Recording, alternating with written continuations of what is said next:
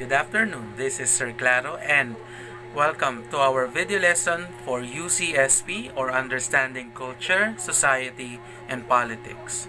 Before we dive into the different cultural settings, especially in the Philippines, and even different societies and the political horizon that we have, let us first determine what are our objectives for this video lesson.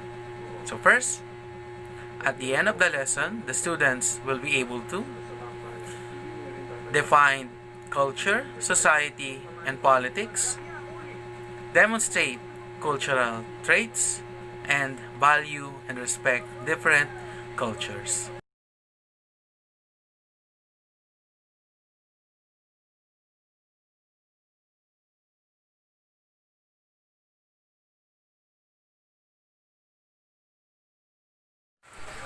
Did you notice the picture in the screen? Now get your notebook and pen. Try to analyze the picture in your screen and write down the things that you've noticed. This is somehow related to me, to you, and every people in the world, that we have share some common traits, but we are diverse in this world. Welcome to our first video lesson for understanding culture, society, and politics. For our first lesson will be sharing cultural and social backgrounds. Now, we will be studying how culture, society, and politics affects us as individual and also the way we relate to other people, the way we communicate, and the way we think in our society. So first, we have culture. When we say culture, this is the way of life of a group of people, whether it's religion, language, food, and ethics. Culture is our natural identity of who we are. Because as a human being, we practice, we believe, we eat food, and that way we will see how we differ from one people to another.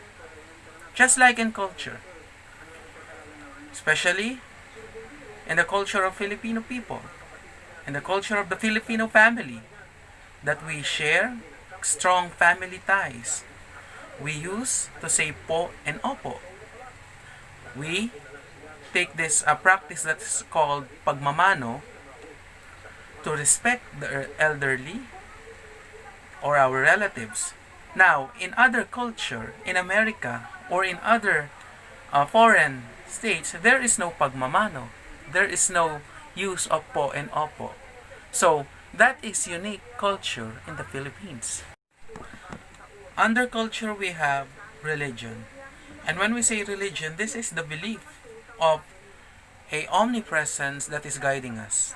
And when we say religion in the Philippines, the primary thing that comes to our mind is Catholicism or being a Catholic, since vast majority of Filipinos is a Catholic. Now, this is not only the religion that we have in the world. We have these vast majorities of religion, including Islam and Judaism, where there is a belief, different belief from Catholicism, but we share one thing, that we believe in one omnipresence that is guiding us. Next is language. When we say language, this is how we communicate or how we pass information. And this language can be our cultural identity. Just like here in the Philippines, we have so many dialects because our nation or our country is an archipelago which composed of many islands. And that island, there is inhabitants or people. And that people, they have their own language to communicate or dialect to communicate. So that is a cultural identity on how you speak, how you talk. So these are the examples of cultural heritage in the Philippines that is unique. So first we have the San Nicolas biscuit of Mexico, Pampanga, wherein according to the locals of Pampanga, this biscuit is miraculous, and this biscuit is famous When there are special occasions, especially the Holy Week, they prepare this biscuit and offer it to their altars and of course to their visitors.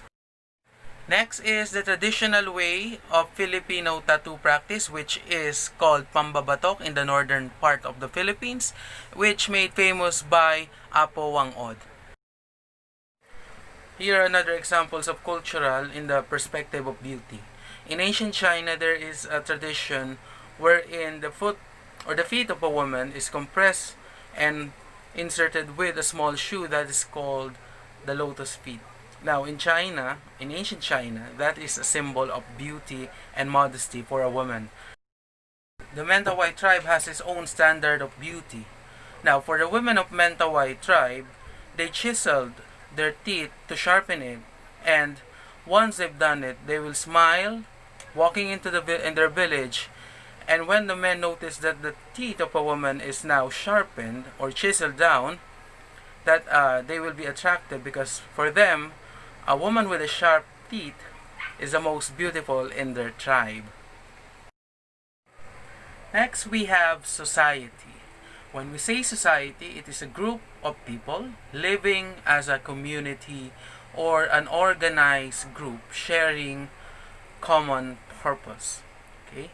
It comes with the saying that no man is an island, and each person is responsible for his fellow person. Now, in a society, we have this one common goal. Okay? We have this group that we join, or a group of people that we join. We share common beliefs, we share same interests or same ideology. So that is society. You belong to a group of people that with your same personality. So we have this kind of civil society wherein we need to have equal opportunity regardless of your race, regardless of your social status, socio-economic status. Just like the battle of Martin Luther King Jr., he wanted equal rights for the black Americans and made famous by his speech, "I Have a Dream." Now, there is a type of society also that is a racist society. Just like the Ku Klux Klan of the United States or the KKK of them, wherein this is a society where white supremacists have this organized group and they wanted to erase all the black races in United States. A very cruel society. We also have our own KKK or the Katipunan, a secret society led by Bonifacio, wherein this group of Filipino men wanted independence to the abuses of the Spanish government. Next is politics. When we say politics, it is an art and science concerned with guiding and intervening of governmental policy. It's all about a ruler on how he rules his constituent or his subjects, how government works, how government organs work connectively in order to have one smooth process. Now, in ancient Greece, there are two philosophers concerned in politics. First, we have Plato in his book, The Republic, wherein he proposed that a ruler must be intelligent and wise. That's why he called his ruler in the politics as a philosopher king. And yes, he proposed a monarchical government in order to have a better state. Now, we have Aristotle in his book, Politics, wherein he stated what form of government is better in order to have a country that is powerful. The next political thinker is known for his quotation, "The end justifies the mean." This is Niccolo Machiavelli, a political thinker known famously for his book, The Prince, wherein he portrays a leader that is tough and have an iron hands. With that characteristic of a leader, a state will be ruled properly and without any issues. Culture, society, and politics is one of the main factors for a human being. And as a human, we need to relate, we need to cooperate, and we need to be in one society. Because as a human, no man is an island. And society, culture, and politics affects us as an individual or you as a student. Now, my question is, as a senior high school student, would you care for our society today? And what are your thoughts in the recent political system we have? Answer it in your notebook. So now let's have a checklist and try to determine what are your cultural traits. So first, using po and opo at all times. Second, dancing viral dance moves, in TikTok especially. Third, participating in a political process such as voting or suffrage to elect any position in the government. And right to express. As a citizen, we have the right to express and hear our voices. And lastly, pagmamano. So, check your checklist now. Today, we are 7 billion plus in the world population. And that 7 billion has its own unique cultural identity. Unique cultural traits, live in a different society, and each nation has its own political system.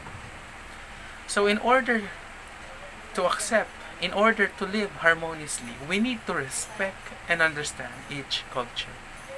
Just like in religion, we need to have this peace between the Christians and the Muslim in order to have a settling community where we live in harmony. So this is our Claro. Thank you for listening for my video lesson, and I hope you learned. And remember, unity and diversity.